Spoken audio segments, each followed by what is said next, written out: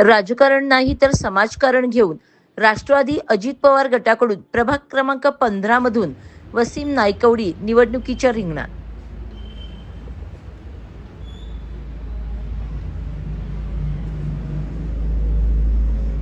नमस्कार. आज आपण प्रभाग क्रमांक 15 मध्ये आलेलो आहोत. या ठिकाणी राष्ट्रवादी अजित पवार गटाकडून सर्वसाधारण पुरुष गटाकडून वसीम नायकवडी हे उमेदवारीसाठी इच्छुक आहेत आणि ते निवडणुकीच्या रिंगणात उतरलेले आहेत. नायकवडी यांचा गेल्या तीन पिढ्या या समाजकारणात आणि त्याचबरोबर लोकांच्यासाठी एक समर्पण असतं कामातून, तर ते कार्याप्रती समर्पण असं आपल्याला त्यांच्यातून दिसून येत आहे.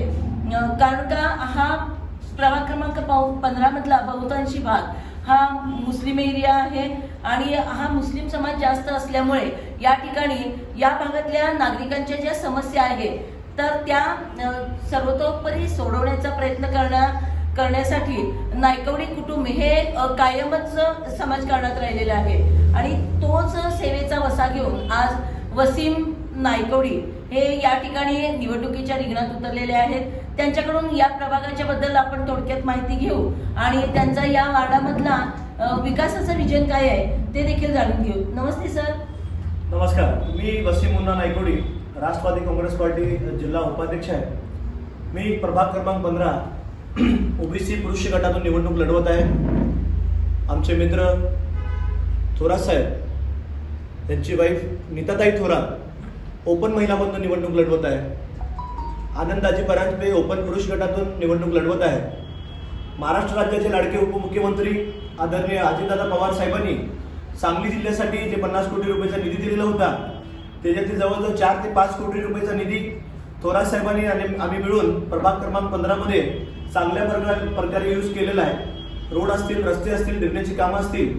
गेले 20 वर्षात जर प्रभाग क्रमांक 15चा तुम्ही इतिहास काढून बघितला तर इथं जे सत्तेवर लोक होते त्यांनी काही सुद्धा विकास केलेला नव्हता. प्रभागमध्ये जर तुम्ही आज जाऊन बघितलं तर सगळ्यात मोठा जर कुठला प्रश्न असेल तर तो पिण्याच्या पाण्याचा प्रश्न आहे. पिण्याचं पाणी सकाळी फक्त 1 तास येतो आणि 1 तास पिण्याचं पाणी आल्यामुळे प्रत्येक नागरिकांच्या घरात नागरिक मोटरी लावतात आणि मोटरी लावल्यामुळे महिन्याला कमीत कमी त्यांचा 3 ते 3,500 रुपये वीज बिल अधिक भार लावतो.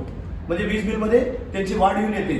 तर सगळ्यात पहिल्यांदा आम्हाला प्रभाग क्रमांक 15 ते जनतेने जर आम्हाला निवडून दिलं आणि आमचा विश्वास दाखवला तर पिण्याच्या पाण्याची जी समस्या आहे 100% आम्ही आदरणीय अजितदादांच्या नेतृत्वाखाली 100% सोडू.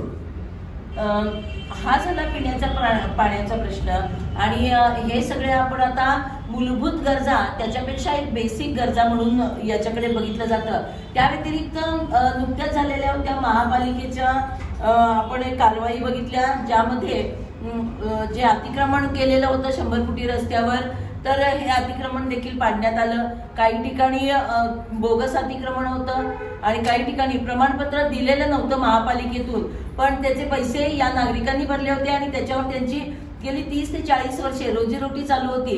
तर म्हणजे त्यांचा हा जो प्रश्न त्या लोकांना आपल्या अस्तित्वाचा आणि आपल्या उदरनिर्वाहाचा पडलेला आहे. तर आपल्या माध्यमातून त्याबद्दल आपण काही करणार आहे का प्रश्न सोडवण्यात? हे बघा मॅडम, सर्वात पहिला मला जी माहिती आहे, मी जी आमच्या वरिष्ठांकडून माहिती घेतली की घाडगे पाटील शोरूम पासून व्हाईट हाऊस पर्यंत जे राजश्री शाहू महाराज 100 फुटी आपला रस्ता आहे त्याला ज्यांनी ते नियम लावलेला आहे की 15 फूट सामायिक अंतर सोडावं.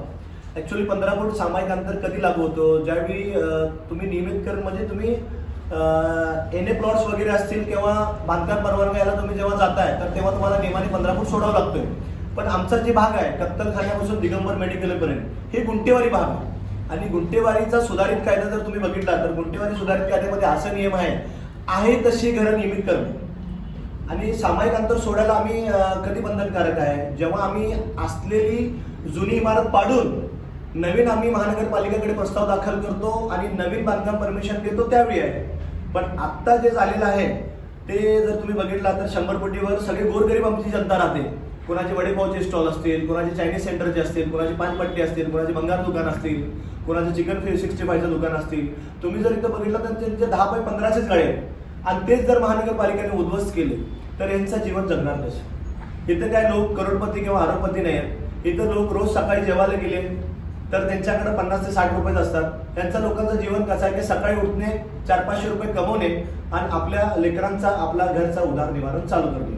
माझी महानगरपालिकेला पण रिक्वेस्ट होती, ज्यावेळी अतिक्रमण काढायला हे लोक आली त्यावेळी थोरात